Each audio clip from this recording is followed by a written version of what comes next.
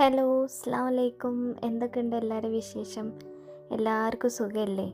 അപ്പോൾ ഇന്ന് രജബ് 27 രാവാണ്. അതുകൊണ്ട് എല്ലാവരെയും വീട്ടിലെന്താക്കും, മധുരങ്ങളൊക്കെ ഉണ്ടാക്കും. അതേപോലെ തന്നെ നമ്മളെ പുരയിലും മധുരം ഉണ്ടാക്കി.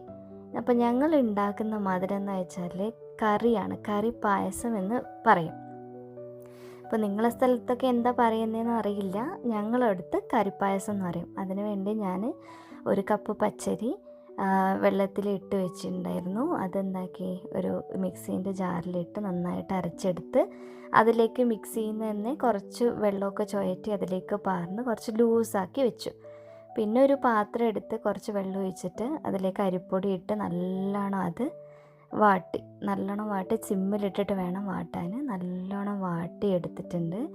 ഇനി അടുത്ത ടാസ്ക് എന്ന് പറഞ്ഞാൽ അത് കുഴച്ചെടുക്കലാണ്. ഭയങ്കര ചൂടായിരിക്കും. എല്ലാവരും ശ്രദ്ധിച്ച് കുറച്ച് നേരം നല്ലോണം ഇളക്കിയിട്ട് വേണം നമ്മൾ അതൊന്ന് കുഴച്ചെടുക്കാൻ. അപ്പോൾ കുറച്ച് നേരം മൂടി വെച്ചാലും കുഴപ്പമില്ല.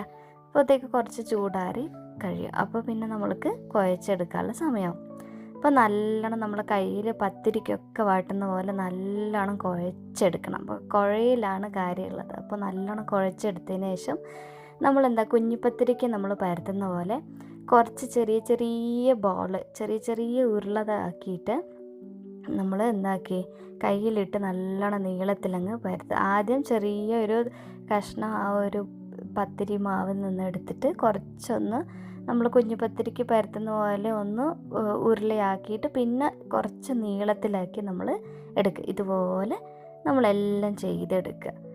അപ്പോൾ കുറച്ച് സമയം എടുക്കും. എന്നാലും നമ്മൾ കുഞ്ഞിപ്പത്തിരീൻ്റെ പരത്തുന്ന ആ ടാസ്ക്കൊന്നും ഉണ്ടാവില്ല. കുറച്ച് നേരം പിടിച്ചാൽ നല്ല ഒരു കാണാനും നല്ല ഭംഗിയുണ്ടാവും.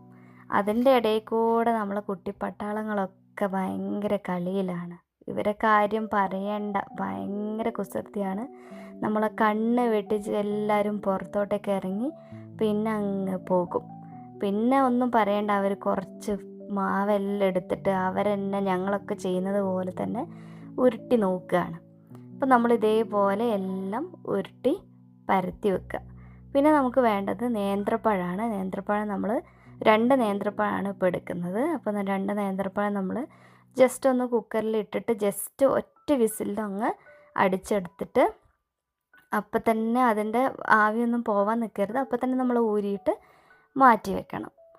അപ്പോൾ നമ്മൾ എല്ലാം ആവിയെല്ലാം പോയി മാറ്റി കിട്ടുമ്പോൾ ഇങ്ങനെ ഉണ്ടാവും ഈ പഴം. പിന്നെ ഈ പഴം നമ്മൾ 4ആക്കി മുറിച്ചെടുക്കുക. ഇതുപോലെ 4ആക്കി മുറിച്ചെടുക്കുക. അപ്പോൾ നമ്മൾ ഈ കറിപ്പായസത്തിന് എന്ന് പറഞ്ഞാൽ ഒരു കഥ തന്നെ ഉണ്ട്. നമ്മളെ ഉമ്മമ്മൻ്റെ വീട്ടിൽ, അതായത് ഉമ്മാൻ്റെ വീട്ടിൽ ഈ ഒരു കറിപ്പായസം രജബ് 27 അന്ന് എപ്പോഴും ഉണ്ടാക്കുന്ന ഒരു പായസമാണ്. ഞങ്ങളുടെ വല്യപ്പാക്ക് ഭയങ്കര ഇഷ്ടമുള്ളൊരു പായസമാണ് ഈ പായസം. അപ്പോൾ ഞങ്ങൾ ഇത് എപ്പോഴും രജബ് 27 ഇത് തന്നെയാണ് മെയിനായിട്ട് ഉണ്ടാക്കൽ. പിന്നെ ആ പഴമെല്ലാം മുറിച്ച് അതിന് ശേഷം നമ്മൾ തേങ്ങയാണ് ചിരവേണ്ടത്. തേങ്ങ നമ്മൾ പൊട്ടിച്ച് നല്ലോണം ചിരവി എടുക്കുക. അപ്പോൾ അതിൻ്റെ ഈ കറുത്ത ഭാഗമൊന്നും പെടാതെ തന്നെ നമ്മൾ വെള്ള ഭാഗമില്ലേ ഈ തേങ്ങേൻ്റെ, അതൊക്കെ നന്നായിട്ട് ചിരകിയെടുക്കുക. ചിരകിയെടുത്തതിന് ശേഷം നമ്മൾ അതൊന്ന് മിക്സിയിൽ അരച്ചെടുക്കണം. അതിൻ്റെ ഇടയ്ക്ക് നമ്മൾ ഈ കുട്ടികളെ ശ്രദ്ധിക്കാതിരിക്കാൻ പാടില്ലല്ലോ. അവർ ഭയങ്കര കളിയായിരിക്കും. എന്നാലും നമ്മൾ കണ്ണൊന്ന് അവരെ മേലെ ഓട്ടിക്കണം, എന്നാലേ ശരിയാവുള്ളൂ. അപ്പോൾ നമ്മളിവിടെ 1-ാം പാലും 2-ാം പാലും ഒക്കെ എടുത്ത് വെച്ചിട്ടുണ്ട്. അപ്പോൾ നമ്മൾ നേരത്തെ ഉരുട്ടി വെച്ചില്ലേ, അത് നമുക്കൊന്ന് ആവി കയറ്റി നല്ലോണം വേവിച്ചെടുക്കണം. അപ്പോൾ ഈ കറിപ്പായസം എന്ന് പറഞ്ഞാൽ പെട്ടെന്ന് ചെയ്യാൻ പറ്റുന്ന കറിപ്പായസം അല്ല കേട്ടോ. കുറച്ച് ടാസ്ക് പിടിച്ച കാര്യമാണ്.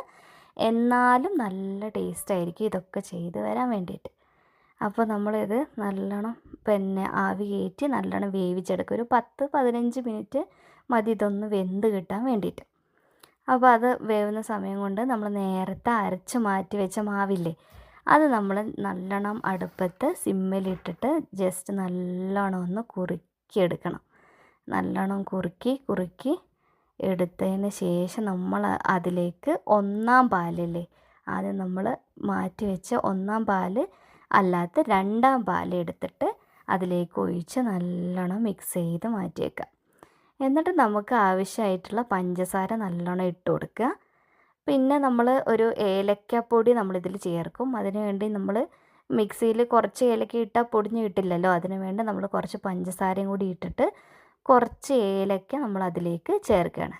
അപ്പോൾ ഇച്ചിരി ഏലക്ക ഇട്ടിട്ട് നല്ലോണം പൊടിച്ച് മാറ്റി വെക്കുക. അതിന് ശേഷം നമ്മൾ ഈ ഏലക്കപ്പൊടി ഇതിലേക്ക് ചേർത്ത് വെച്ച് നല്ലോണം ഇളക്കി കൊടുക്കുക. അപ്പോൾ നിങ്ങൾക്ക് ആവശ്യമുള്ള മധുരമൊക്കെ ഇട്ടിട്ട് ചേർത്താൽ മതി കേട്ടോ. അപ്പോഴത്തേക്ക് നമ്മൾ ഈ പിടി ഉണ്ടാവില്ലേ, നമ്മൾ നേരത്തെ വേവിച്ച് വെച്ച പിടി, ആ പിടി ഇതിലേക്ക് ഇട്ടിട്ട് നല്ലോണം മിക്സ് ചെയ്ത് കൊടുക്കുക. അപ്പോൾ നിങ്ങൾക്ക് കട്ടിയാണ് ഈ ഒരു മാവ് എന്ന് തോന്നുകയാണെങ്കിൽ കുറച്ച് ചൂടുവെള്ളം നല്ലോണം ചൂടാക്കിയിട്ട് ഇതിലേക്ക് ഒഴിച്ചു കൊടുക്കുക. എന്നിട്ട് നമ്മൾ നേരത്തെ വേവിച്ച് വെച്ച പഴവും അതേപോലെ തന്നെ നമ്മളെ ഒന്നാം പാലില്ലേ, ആദ്യം നമ്മൾ ആക്കി വെച്ച ഒന്നാം പാലും അതിലേക്ക് നല്ലോണം ചേർത്ത് കൊടുത്തിട്ട് നമ്മളെല്ലാം കൂടി നല്ലോണം മിക്സ് ചെയ്ത് കൊടുക്കുക. അപ്പോൾ ഇനിയും നിങ്ങൾക്ക് നല്ല ടൈറ്റാണെന്ന് തോന്നുകയാണെങ്കിൽ നമ്മൾ എന്താക്കുക, കുറച്ച് പാലെടുത്ത് തിളപ്പിച്ച് അതിലേക്ക് ഒഴിച്ച് നല്ലോണം മിക്സ് ചെയ്ത് കൊടുക്കുക. നല്ലോണം മിക്സ് ചെയ്ത് കഴിഞ്ഞതിന് ശേഷം കുറച്ചൊന്ന് ആ ഒരു ഒന്നാം പാൽ ഒന്ന് ചൂട് ഏറിയാൽ മതി, നല്ലോണം തിളയ്ക്കാൻ വിടണ്ട. ആ ഒന്നാം പാലൊന്ന് അതിലേക്ക് മിക്സ് ചെയ്ത് അതിൻ്റെ ചൂടൊക്കെ ഒന്ന് കയറി ഒരു ജസ്റ്റ് ഒരു തിളയ്ക്കുന്നത് പോലെ തോന്നുമ്പോഴത്തേക്ക് നമ്മളെടുത്ത് മാറ്റി വെക്കുക. അപ്പോൾ നമ്മൾ നല്ല അടിപൊളിയായിട്ടുള്ള കറിപ്പായസം ഇവിടെ റെഡി ആയിട്ടുണ്ട്. അപ്പോൾ ഇതെല്ലാവർക്കും ഇഷ്ടപ്പെടും. അപ്പോൾ എല്ലാവരുടെ വീട്ടിലും ഈ കോഴിക്കോട് അതേപോലെ തന്നെ കണ്ണൂർ ആ ഭാഗത്തൊക്കെ ഈ ഒരു കറിപ്പായസം എന്ന് പറഞ്ഞാൽ ഭയങ്കര ഫേമസ് ആയിട്ടുള്ള പായസമായിരിക്കും.